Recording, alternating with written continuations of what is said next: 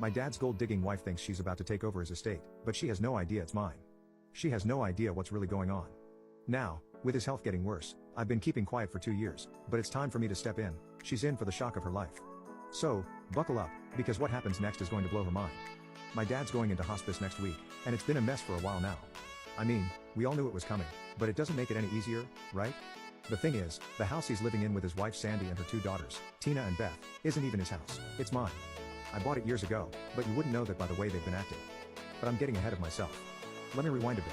About 7 years ago, things got rough for my dad after my mom passed away. They'd been together for over 30 years, and when she died, it wrecked him. I mean, it was hard for all of us, but my dad, he fell apart. He lost his job a few months later, couldn't keep up with the rent on their apartment, and got evicted. It was like everything just crumbled at once, and he didn't have anyone else to turn to. I was all he had. So, being the only kid in a position to help, I bought him a house. Nothing crazy, just a small place in a quiet, older neighborhood. It wasn't fancy, but it was safe, and more importantly, it gave him a roof over his head when he really needed it. He had his dog Charlie too, and honestly, Charlie was like his last connection to my mom. That dog was family to us, you know? It made the whole situation a little easier for him. For the first few years, things were good. Dad was healing, slowly, and the house became his little sanctuary. He got back on his feet as much as anyone could after something like that, and Charlie was always there by his side, keeping him company. I'd visit every weekend, and it became our routine. Charlie would wag his tail like crazy whenever I showed up, and we'd hang out in the backyard, grilling burgers, catching up, just trying to enjoy life again after everything that had happened. Then Sandy came into the picture. They met through some mutual friends, and before I knew it, they were married. I wasn't against it or anything. I mean, I was happy for my dad if this was what he needed. Sandy seemed alright at first, you know? She was polite, always had a smile, and she seemed like she genuinely cared about my dad. So when he said she was moving in, I didn't have a problem with it. It's his life, after all, even if it's technically my house. As long as he was happy, that's all that mattered. But here's where things started getting a little weird. First, it was just Sandy moving in, fine. Then, out of nowhere, her daughter Tina shows up with all her stuff like she's moving in too. Now, Tina's in her late 20s, a grown adult, so it's not like she's some kid who needs a place to crash for a weekend. No, she's there to stay.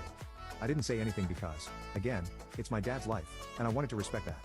But still, it was a little strange, right? A few months go by, and I start noticing things. Every time I visit, there's more of Sandy's stuff everywhere. The house, which used to feel like my dad's place, now felt like it was more hers.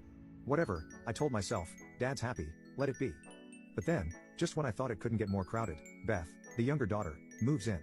Now it's a full house, Sandy, Tina, Beth, and my dad all under one roof. And you can imagine how that went. At first, I tried to let it go.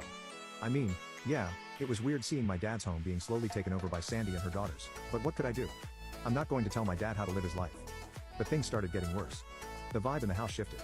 Suddenly, my dad's opinion didn't seem to matter much anymore. Everything was about what Sandy and her daughters wanted. Things were already going downhill with Sandy and her daughters slowly taking over my dad's house. And then, just when I thought things couldn't get more annoying, we had the whole mess with Charlie. Let me explain something about Charlie. This dog wasn't just a pet, Charlie was family. My mom loved that dog like he was her baby, and after she passed away, Charlie became my dad's emotional support. It was like Charlie was the one thing keeping him grounded after everything that happened. I know some people don't get that, but if you've ever had a dog, you know what I mean. So, you can imagine how much it pissed me off when Beth, Sandy's youngest daughter, started complaining about Charlie. Like, really? Charlie was old, harmless, and spent 90% of his day either sleeping or chasing his own tail when he wasn't too tired. But one day, out of the blue, Beth comes up with this whole thing about how Charlie makes her uncomfortable. She said she didn't